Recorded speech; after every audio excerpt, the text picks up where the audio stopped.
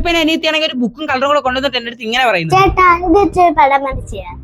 ഗൈസപ്പ് ഇനി ഇതിട്ട് ഞാൻ എന്തിനു വരയ്ക്കാന്? ഈ ഒരു വീഡിയോയിലാണെങ്കിൽ ഈ ഒരു ചേട്ടൻ നൂലിനകത്ത് കളറാക്കി ഒരു ബുക്ക് വെച്ച് വലിക്കണമെങ്കിൽ ഇതുവരെ കിടിലൊരു പൂവായിട്ട് ഇട്ടുവന്ന്. ഗൈസപ്പ് സാധനങ്ങളല്ലേ, നമുക്കൊന്ന് ട്രൈ ചെയ്ത് നോക്കാം. അപ്പൊ ഗൈസ് നമ്മളെ കളർ നമ്മൾ എടുത്തിട്ടുണ്ട്. അപ്പൊ അതിന് നമ്മൾ ഈ ഒരു കളർ നമുക്ക് പൊട്ടിച്ചു കൊടുക്കാം.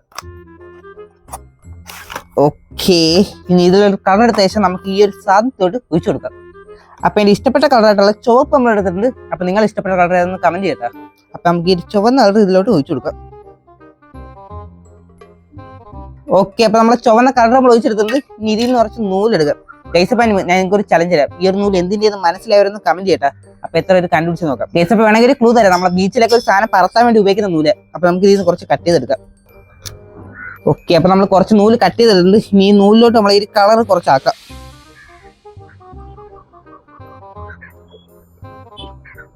ഗൈസപ്പൻ നിങ്ങൾ ഈ ഒരു വീഡിയോ ഇത് ലൈക്ക് ചെയ്യാൻ മറന്നിട്ടില്ലല്ലോ അല്ലേ? ഓക്കെ, അപ്പൊ നമ്മൾ ആ നൂലിൽ നമ്മൾ പെയിന്റ് ആക്കി എടുത്തിട്ടുണ്ട്.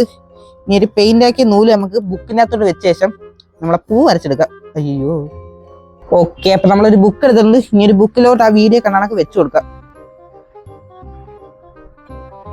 ഓക്കെ, ഇനി അടച്ചു കൊടുത്ത ശേഷം നല്ല രീതിക്ക് പ്രസ് ചെയ്തെടുക്കാം. ഓക്കെ, അപ്പൊ 3, 2, 1. ഗൈസപ്പ നമ്മളെ പൂ റെഡി ആയോ ഇല്ലേ നമുക്ക് തുറന്നു നോക്കാം. 3, 2, 1. എന്റെ മോനെ, ഗൈസ് പൂ കാണാൻ നല്ല രസമുണ്ടല്ലേ? ഇനി ഇതുകൊണ്ട് നമുക്ക് അനിയത്തി കൊടുത്തിട്ടില്ല. അമ്മൂസേ,